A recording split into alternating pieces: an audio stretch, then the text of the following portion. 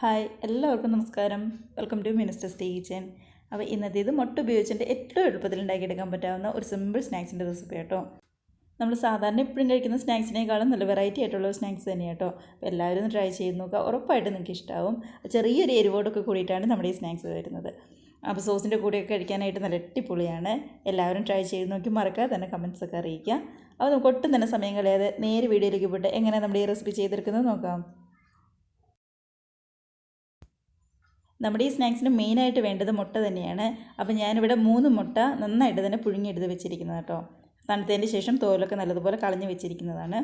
അപ്പോൾ ഇനി നമ്മളിത് ചെയ്തെടുക്കേണ്ടത് ചെറിയ ചെറിയ കഷ്ണങ്ങളാക്കി ഒന്ന് മുറിച്ചെടുക്കുകയോ അല്ലാന്നുണ്ടെങ്കിൽ ഗ്രേറ്ററിൽ വെച്ച് പതുക്കെ ഒന്ന് ഗ്രേറ്റ് ചെയ്തെടുക്കുകയാണ് ചെയ്യേണ്ടത്. അപ്പോൾ ഞാനിവിടെ ഗ്രേറ്റ് ചെയ്തെടുക്കുകയാണ് ചെയ്യുന്നത്.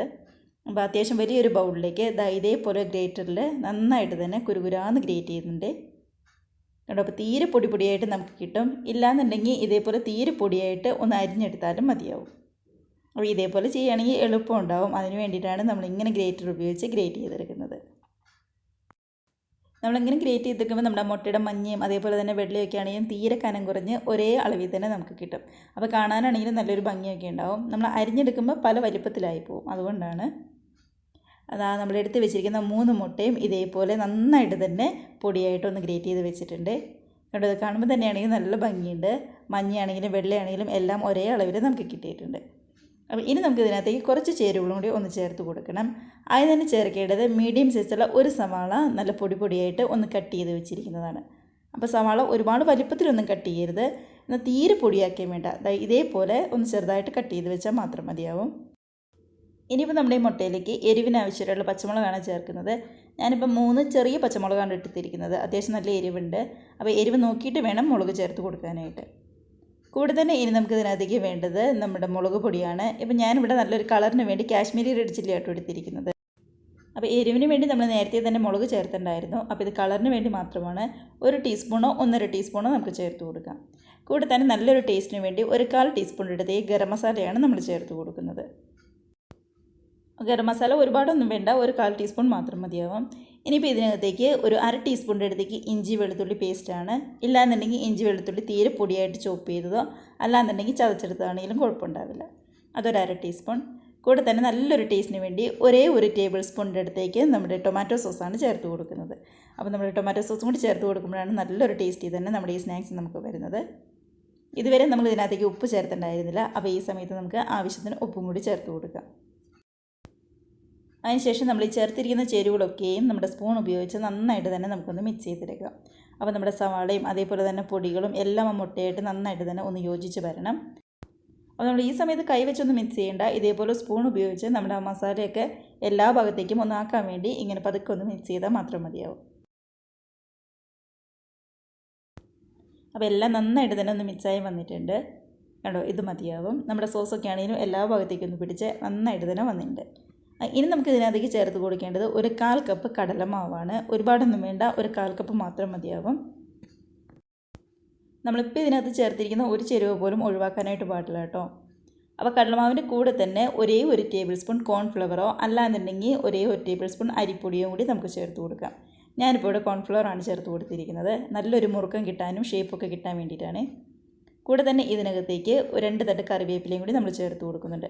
അപ്പോൾ കറിവേപ്പില ചേർത്ത് കൊടുക്കുമ്പോൾ ചെറുതായിട്ടൊന്ന് കട്ട് ചെയ്തിട്ട് ചേർക്കുകയാണെങ്കിൽ നല്ല എളുപ്പത്തിലുണ്ടാവും. അപ്പോൾ ഇത്രയേ ഉള്ളൂ. ഇനി വേറെ ഇതിനകത്തേക്ക് ഒരു ചേരുവ പോലും ചേർത്ത് കൊടുക്കണ്ട. ഇനിയിപ്പോൾ നമ്മൾ ചേർത്തിരിക്കുന്ന പൊടികൾ നന്നായിട്ട് തന്നെ ഒന്ന് മിക്സ് ചെയ്തിട്ട് ഒരു 2 ടേബിൾ സ്പൂൺ വെള്ളവും കൂടി ചേർത്ത് ഒന്നും കൂടി നമുക്കൊന്ന് കുഴച്ചെടുക്കാം. ആ വെള്ളം കുറച്ച് ഇതാക്കിയിട്ട് വേണം ചേർത്ത് കൊടുക്കാനായിട്ട്. ഒരുപാട് വെള്ളം ആദ്യമേ ചേർത്ത് കൊടുക്കരുത്, ഭയങ്കരമായിട്ടങ്ങ് ലൂസായി പോകും. നമ്മുടെ കയ്യിലെടുത്ത് പിടിക്കാൻ പറ്റാവുന്ന ആ ഒരു ഷേപ്പ് വരാൻ പാകത്തിന് വേണം നമ്മൾ വെള്ളം ചേർക്കാനായിട്ട് കണ്ടോ. അത് നമ്മളിപ്പോൾ കയ്യിലെടുത്ത് നോക്കുമ്പോൾ ഇതേപോലെ ഒട്ടും തന്നെ വിട്ടൊന്നും പോകാതെ നന്നായിട്ട് മുറുകി കിട്ടിയിട്ടുണ്ട്. അപ്പോൾ ഇത് മതി. ഇനിയിപ്പോൾ നമുക്ക് ഇഷ്ടമുള്ള ഏത് ഷേപ്പിലാണോ ആക്കേണ്ടത് ആ ഷേപ്പിലാക്കി നമുക്കങ്ങ് ഫ്രൈ ചെയ്തെടുത്താൽ മാത്രം മതിയാവും. അപ്പോൾ കട്ട്ലേറ്റിൻ്റെ ഷേപ്പിലാണെങ്കിൽ അങ്ങനെ എടുക്കാം, അല്ലാന്നുണ്ടെങ്കിൽ ചെറിയൊരു പരിപ്പുവടയുടെ ഷേപ്പിലാക്കണമെന്നുണ്ടെങ്കിൽ അങ്ങനെ എടുക്കാം. ഇനി ഇങ്ങനെയൊന്നും വേണ്ട, ചെറിയ ബോൾസ് ആയിട്ട് എടുക്കണമെന്നുണ്ടെങ്കിൽ അങ്ങനെയും ചെയ്തെടുക്കാം. അതൊക്കെ നമ്മുടെ ഇഷ്ടം പോലെ ചെയ്യാവുന്നതേ ഉള്ളൂ. ഞാനിപ്പോൾ ചെറിയൊരു കട്ട്ലേറ്റിൻ്റെ ചെറിയൊരു പരിപ്പുവടയുടെ ആ ഒരു ഷേപ്പിലാണ് ഇത് ചെയ്തെടുക്കുന്നത്. അപ്പോൾ എല്ലാം ഈ ഷേപ്പിലാക്കി നന്നായിട്ട് ചൂടായ എണ്ണയിലേക്കിട്ട് നമുക്കങ്ങ് ഫ്രൈ ചെയ്തെടുക്കാം. എണ്ണയൊക്കെ ആണെങ്കിൽ നന്നായിട്ട് തന്നെ ചൂടായിട്ടുണ്ട്. അപ്പോൾ ഗ്യാസ് ഒരു മീഡിയത്തിൽ തന്നെ വെച്ചാൽ മതി. ലോ ഫ്ലെയിമിലോ അല്ലാന്നുണ്ടെങ്കിൽ ഹൈ ഫ്ലെയിമിലോ ഇട്ട് വേവിക്കാനായിട്ട് നിൽക്കരുത്. ചൂടായ എണ്ണയിലേക്ക് ഓരോന്നോരോന്ന് ചേർത്ത് നമുക്കിങ്ങ് ഫ്രൈ ചെയ്തെടുക്കാം. അപ്പോൾ ഗ്യാസ് ഫുൾ ഫ്ലെയിമിലിട്ടാൽ ഒരുപാട് കരിഞ്ഞു പോവുകയും ചെയ്യും, അതേപോലെ തന്നെ ലോ ഫ്ലെയിമിലിട്ടാൽ ഒരുപാട് എണ്ണ കുടിക്കുകയും ചെയ്യും. അപ്പോൾ ഒരു മീഡിയത്തിലിടുകയാണെങ്കിൽ ഒരു കുഴപ്പമുണ്ടാവില്ല. അപ്പോൾ പാനിൻ്റെ വലിപ്പം നോക്കിയിട്ട് എത്രയാണോ അളവ് അതനുസരിച്ച് ചേർത്ത് കൊടുക്കാം. ഞാനിവിടെ 3 മാത്രമേ ചേർക്കുന്നുള്ളൂ. ഒരു വശമൊക്കെ നന്നായിട്ട് റെഡിയായി കഴിയുമ്പോൾ നമുക്കിത് പതുക്കെ അങ്ങ് മറിച്ചിട്ട് കൊടുക്കാം. ഒരുപാട് വേവൊന്നുമില്ല, മാത്രമല്ല നന്നായിട്ട് മുറുകിയിരിക്കുന്നതുകൊണ്ട് ഒട്ടും തന്നെ വിട്ടോ അങ്ങനെയൊന്നും തന്നെ പോകുന്നില്ല. നല്ല കറക്റ്റ് ഷേപ്പിൽ തന്നെ നമുക്ക് കിട്ടും. നമ്മളിപ്പോൾ പുഴുങ്ങി വെച്ചിരിക്കുന്ന മുട്ട ഉപയോഗിച്ചിട്ടാണ് ഈ റെസിപ്പി ചെയ്യുന്നത്. അതുകൊണ്ട് തന്നെ ചെറിയൊരു പത പോലെ വരും നമ്മൾ എണ്ണയിലിട്ടിങ്ങ് ഫ്രൈ ചെയ്യാൻ നേരത്ത്. അത് കുഴപ്പമുണ്ടാവില്ല.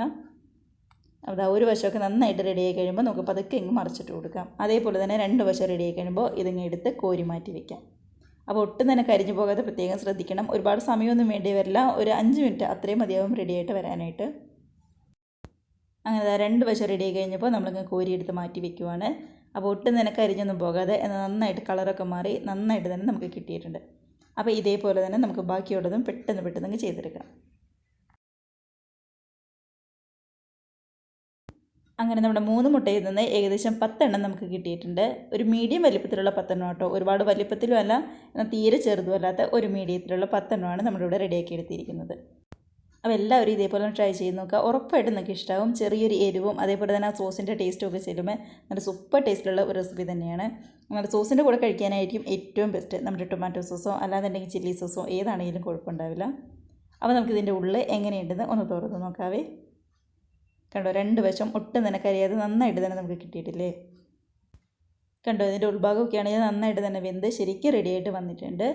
അപ്പോൾ ഇത്രയേ ഉള്ളൂ. നല്ല ചൂട് ചായയുടെയും അതേപോലെ തന്നെ സോസിൻ്റെ കൂടെ കഴിക്കാനായിരിക്കും ഏറ്റവും ബെസ്റ്റ്. ചുമ്മാ കഴിച്ചാലും നല്ല ടേസ്റ്റാണ്, എന്നാൽ സോസിൻ്റെ കൂടെ കഴിക്കുമ്പോൾ ഒരു പ്രത്യേക ടേസ്റ്റ് തന്നെ ഉണ്ടാവുമല്ലോ.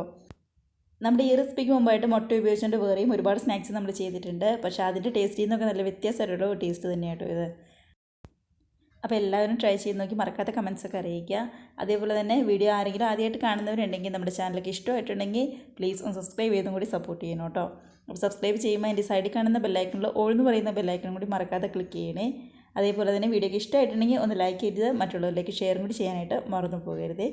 അപ്പോൾ എല്ലാവരും നല്ല ഹാപ്പി ആയിട്ട് ഇരുന്ന് കഴിക്കുക. നമുക്ക് ഇതേപോലുള്ള പുതിയ വീഡിയോസൊക്കെ ആയിട്ട് വീണ്ടും കാണാം. അതുവരെ എല്ലാവർക്കും ബൈ.